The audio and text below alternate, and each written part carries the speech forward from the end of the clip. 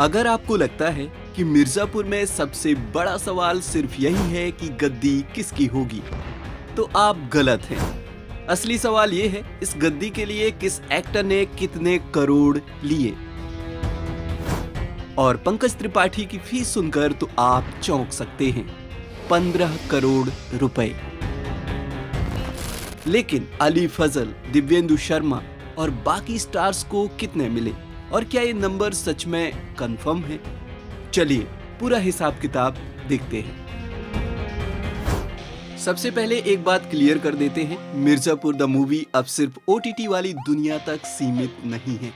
इस बार मिर्जापुर का पूरा भौकाल बड़े पर्दे पर मचने वाला है। फिल्म का ऑफिशियल ट्रेलर 11 अगस्त को रिलीज हुआ है और फिल्म 4 सितंबर 2026 को थिएटर्स में आएगी। फिल्म को गुरमीत सिंह ने डायरेक्ट किया है और कहानी पुनीत कृष्णा ने लिखी है। भाई यहाँ तो पूरा पुराना गैंग वापस नजर आ रहा है।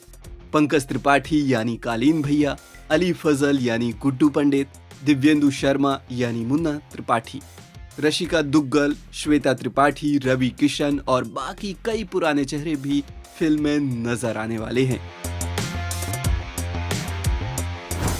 अब आते हैं उस सवाल पर जिसके लिए आप यहाँ आए हैं। पंकज त्रिपाठी की फीस कितनी है? कुछ रिपोर्ट्स के मुताबिक पंकज त्रिपाठी को मिर्जापुर द मूवी के लिए करीब 15 करोड़ रुपए मिलने की बात कही जा रही है। जी हाँ, 15 करोड़। अगर ये रिपोर्टेड फिगर सही है तो कालीन भैया ने इस फिल्म में सबसे ज्यादा फीस लेने का खिताब अपने नाम कर लिया है। और ऑनेस्टली देखें तो ये पूरी तरह सरप्राइजिंग भी नहीं लगता, क्योंकि मिर्जापुर की कहानी में कालीन भैया का कैरेक्टर कितना बड़ा है ये बताने की जरूरत नहीं। उनका स्क्रीन प्रेजेंस ही अलग लेवल का है। वो ज्यादा चिल्लाते नहीं हैं, ज्यादा हाथ पैर नहीं चलाते, बस सामने बैठकर 2 लाइन बोलते हैं और माहौल ऐसा हो जाता है जैसे किसी ने कमरे की बिजली ही काट दी हो। यही पंकज त्रिपाठी का चार्म है।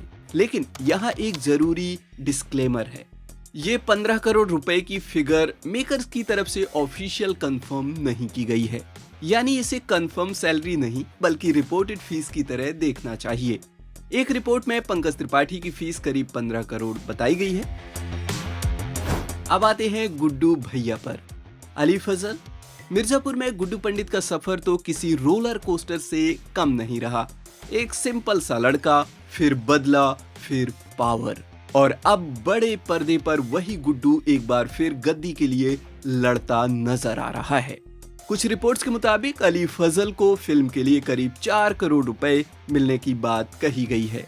यानी रिपोर्टेड फिगर्स के हिसाब से पंकज त्रिपाठी की 15 करोड़ वाली फीस के मुकाबले अली फजल काफी पीछे हैं। अब बात करते हैं उस कैरेक्टर की जिसकी वापसी ने ट्रेलर में सबसे ज्यादा क्यूरियोसिटी पैदा की है, मुन्ना भैया यानी दिव्येंदु शर्मा। और सच कहें तो मिर्जापुर की दुनिया में मुन्ना एक ऐसा कैरेक्टर है जिसे ऑडियंस ने सिर्फ पसंद नहीं किया, उसके मीम्स बनाए, उसके डायलॉग्स याद किए, उसके सीन्स को रील्स में इस्तेमाल किया। और सीजन 3 के बाद भी मुन्ना भैया का क्रेज खत्म नहीं हुआ। अब रिपोर्ट्स की माने तो दिव्येंदु शर्मा ने मिर्जापुर द मूवी के लिए करीब 3 करोड़ रुपए चार्ज किए हैं। तो रिपोर्टेड फीस के हिसाब से रैंकिंग कुछ ऐसी बनती है, सबसे ऊपर कालीन भैया यानी पंकज त्रिपाठी, फिर गुड्डू भैया यानी अली फजल और उसके बाद मुन्ना भैया यानी दिव्येंदु शर्मा। लेकिन कहानी यहाँ खत्म नहीं होती, क्योंकि मिर्जापुर में सिर्फ ये 3 लोग ही तो नहीं हैं। रवि किशन भी इस फिल्म का हिस्सा है। रवि किशन का मिर्जापुर यूनिवर्स में अपना अलग स्वैग है और ट्रेलर में उनकी मौजूदगी भी लोगों का अटेंशन खींच रही है। लेकिन यहाँ एक करेक्शन भी जरूरी है।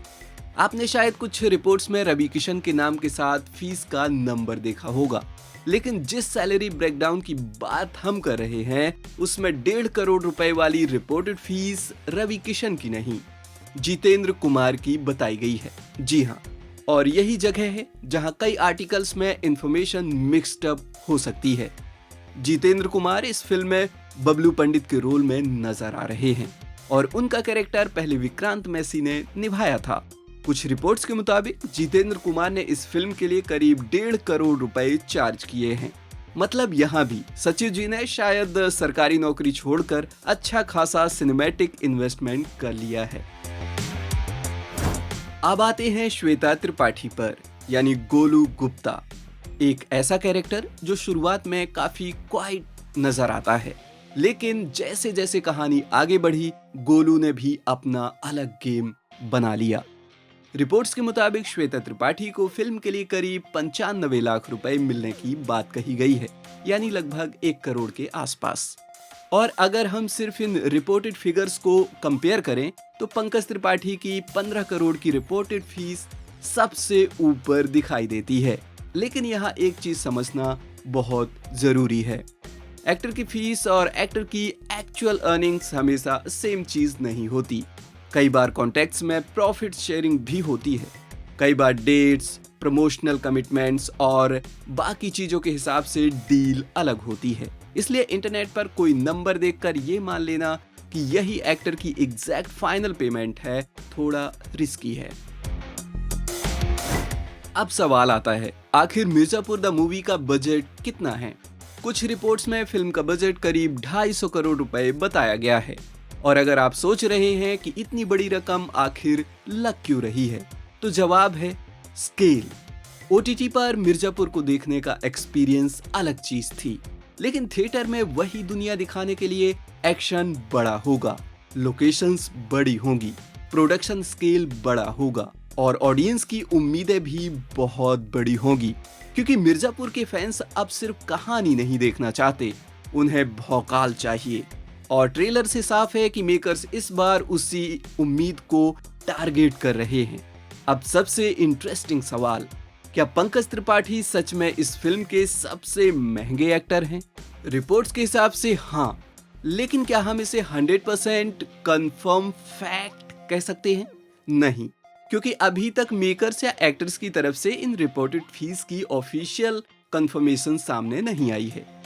अब असली फैसला तो 4 सितंबर को होगा, क्योंकि करोड़ों की फीस अपनी जगह है, लेकिन असली सवाल ये है, क्या मिर्जापुर का वही पुराना मैजिक बड़े पर्दे पर भी चलेगा?